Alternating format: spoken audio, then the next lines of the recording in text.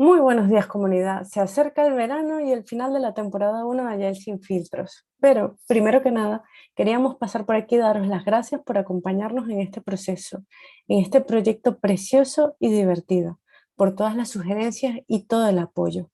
Ya solo quedan 3 capítulos de la temporada 1 y hemos disfrutado muchísimo con vosotros y hemos compartido con un montón de personas preciosas que han venido al podcast a hablar con nosotros. Hoy vamos a hablar un poco de la línea temporal que acompaña la agilidad y vamos a intentar poner algo de contexto en este maravilloso mundo. Aprovechamos esta serie de conocimientos básicos que nos habéis pedido y para mí era muy importante empezar, como quien dice, por el principio. Se me ocurrió entonces que teníamos que hablar un poco de la historia que precede a la agilidad e intentar desmistificar esto. ¿Por qué? Porque muchas veces cuando se habla de agilidad es como algo totalmente nuevo, algo que surgió hace unos 30 años y que parece que fue la solución mágica de los problemas de la gestión, cuando en realidad esto no es así. Si bien es cierto, la agilidad ha llegado para romper muchísimos paradigmas, lo cierto es que tiene mucha base en otros momentos históricos y que deberíamos de comenzar a revisarlos. ¿Os apuntáis? Pues vamos a ello. Uno de los modelos que le dan la base y el contexto al nacimiento de la agilidad es el llamado ciclo PDCA.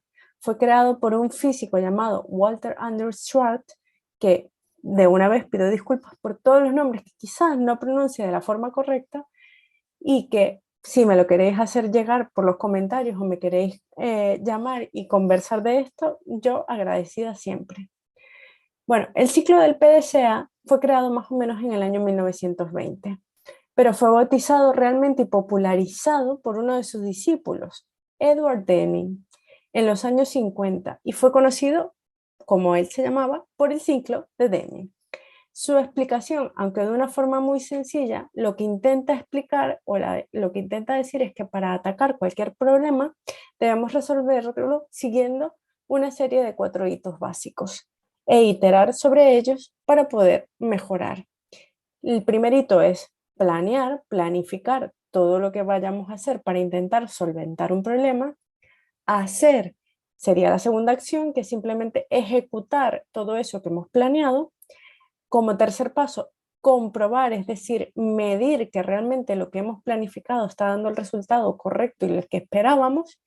Y por último, actuar en consecuencia, es decir, si los resultados son positivos, pues seguir por ese camino y seguir mejorando.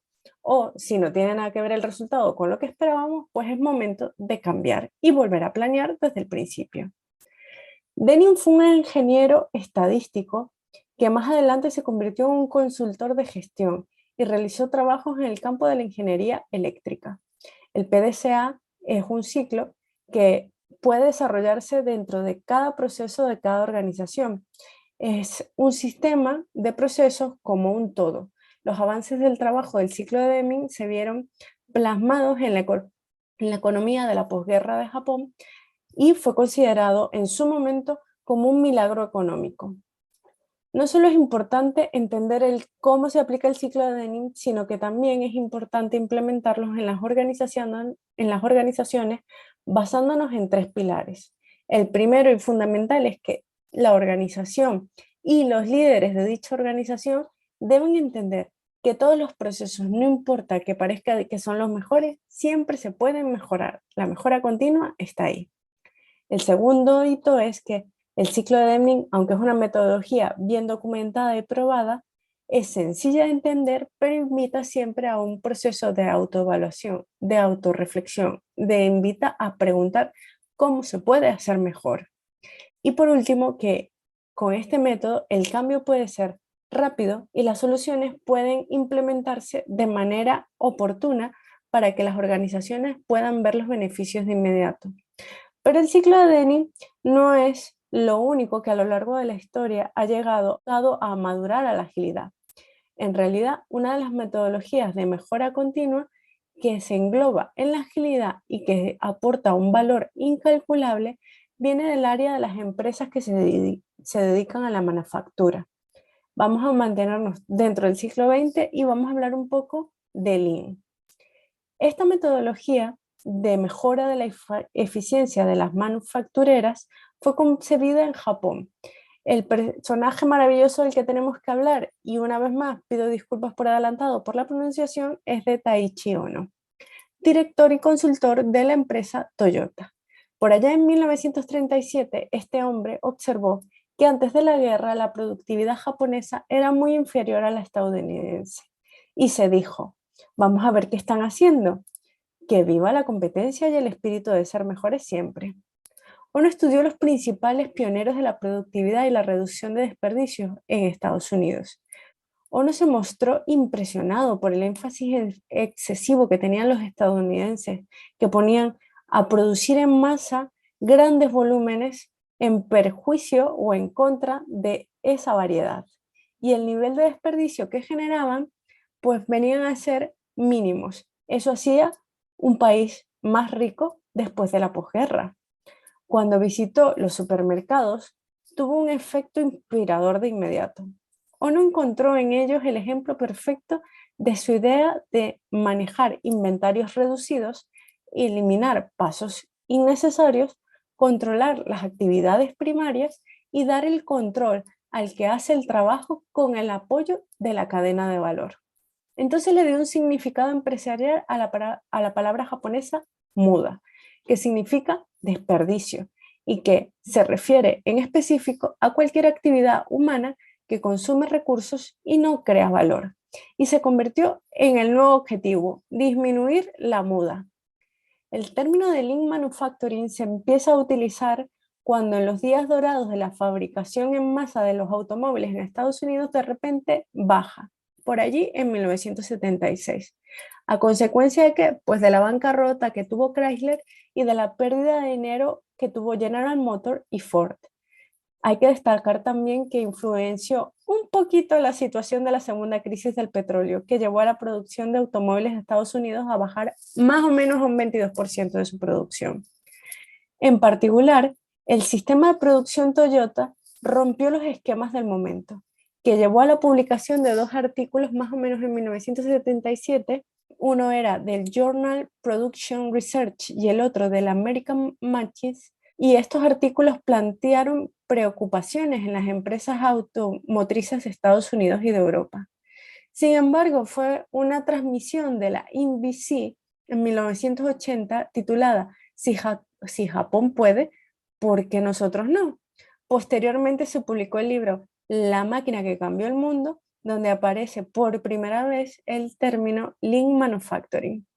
El objetivo fue encontrar herramientas que ayudaran a eliminar los desperdicios y todas las operaciones que no le agregan valor al producto o a los procesos, aumentando así el valor de cada actividad realizada y eliminando las que no se requieren. Esto facilitó para implementar una filosofía de mejora continua que le permitiera a las compañías reducir sus costes, mejorar sus procesos y eliminar los desperdicios para aumentar la satisfacción del cliente y mantener un margen de utilidad. El propósito del Lean Manufacturing es serle útil a la comunidad, lo cual implica estar en la búsqueda de esa mejora continua.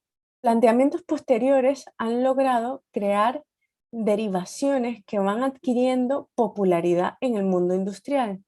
Se llegaron a desarrollar herramientas como el Six Sigma, que a día de hoy es súper usado, el TPM y el JIT, y otras que se implementaron como parte del proyecto de Lean Manufacturing o incluso como herramientas individuales. Las organizaciones más avanzadas logran tener sistemas propios de producción, los cuales se basan en su propia cultura e idiosincrasia. Ejemplos de ellos son los sistemas basados en el Monozukuri, que están en auge. Se basan en implementación paso a paso de acuerdo a la madurez de las organizaciones, teniendo como base la disciplina y la formación de la base de la pirámide. No podía dejar de hacer referencia a Monozukuri, que es una práctica en el entorno de la producción que busca optimizar todos los procesos de la cadena de valor de un producto. El término viene de, por supuesto, una palabra japonesa, que seguramente no he pronunciado bien, pero que significa literalmente proceso de fabricación de algo. Dentro de su definición también se incluye que funciona como un estado mental que hace producir bien, integrando toda la cadena de valor y mejorándola en todos los aspectos continuamente. El Monouskuri se aleja un poco de las postulaciones que hacía el Lean Manufacturing, puesto que es un sistema mucho más genérico que nace de la interacción de varias industrias y sectores. Incluso es aplicable en producción en masa como en producción artesanal, lo cual no es posible con el Lean Manufacturing, que se aplica solo a producciones ajustadas. También hay que mencionar un poco de Six Sigma, que es una estrategia de mejora de procesos centrada en la reducción de la variabilidad de los mismos, reforzando y optimizando cada parte del proceso, consiguiendo reducir o eliminar los defectos o fallos de la entrega de un producto o servicio al cliente. La meta del Six Sigma es llegar a un máximo de 3 o 4 defectos por millón de eventos u oportunidades, entendiéndose como defecto cualquier evento en el que el producto o servicio no logran cumplir los requisitos del cliente.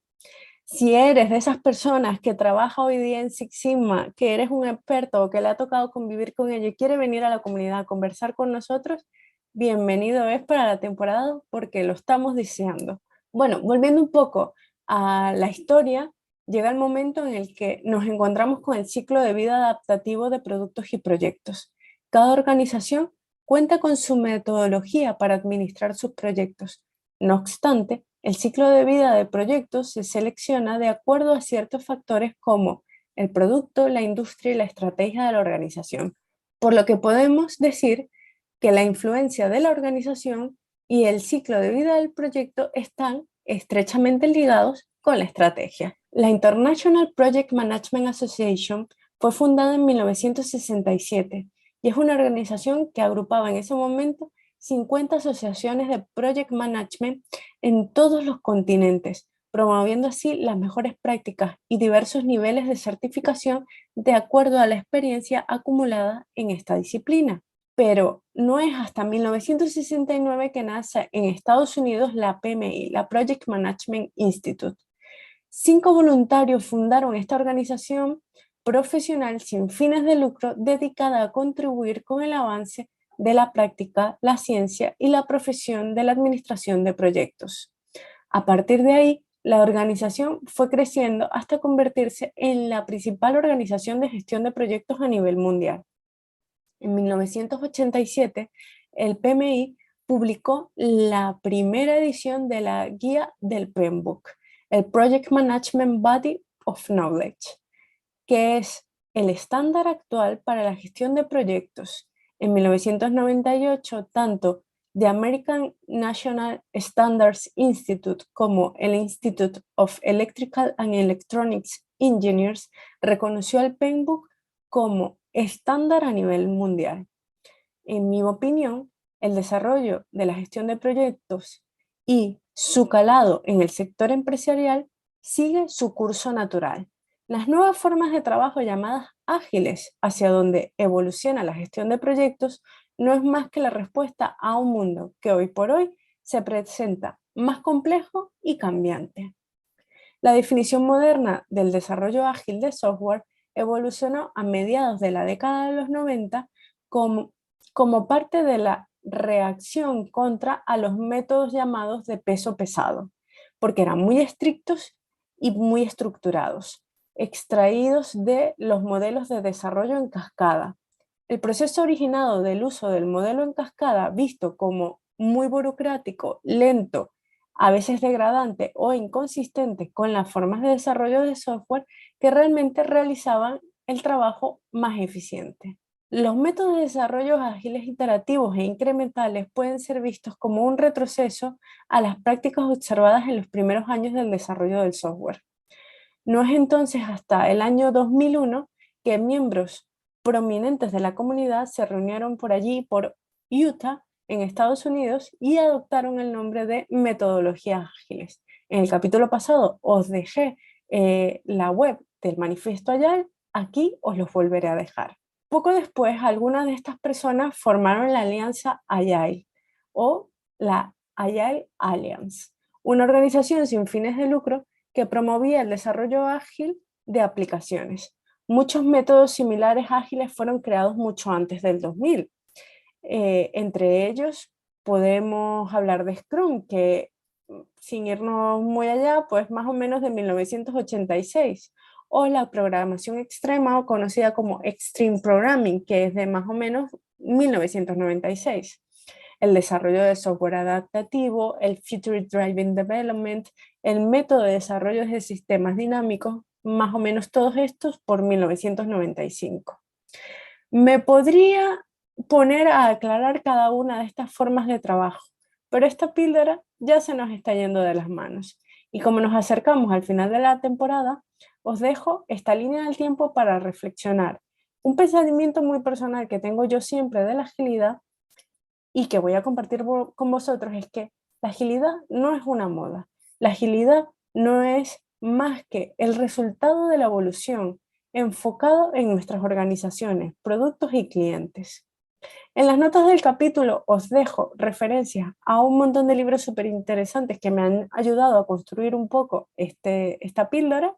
Comparto con vosotros también unas cuantas URLs de webs muy interesantes donde pude constatar cosas que ya venía leyendo, y sí que nos queda matizar antes de que se acabe la temporada algunas cosas más básicas de la agilidad antes de que entremos en materia en los frameworks de trabajo, como por ejemplo la cultura del error, porque la adaptabilidad que tenemos en el tiempo es porque si nos equivocamos, eso no es algo que nos penalice, es algo que nos ayuda a aprender y a ser mejores.